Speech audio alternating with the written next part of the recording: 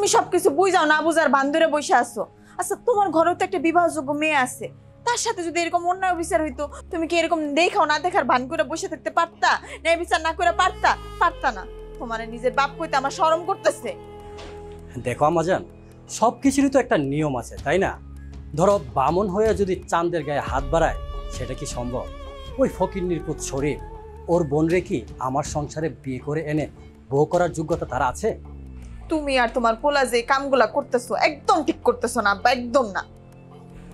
দেখো আমাজান, তোমার একটা কথা বলি।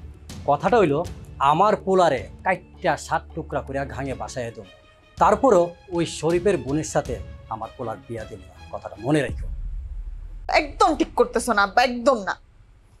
আচ্ছা মা, তোমার ভাই কেমন তুমি তো সেটা জানো। আমি বাবা হিসেবে যে সিদ্ধান্ত নিয়েছি সেটাই অটুট থাকবে। যাও, তুমি রেডি হয়ে নাও।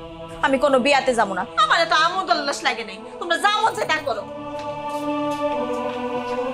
পাগলি মেয়ে, মা মরা মেয়ে তো, তাই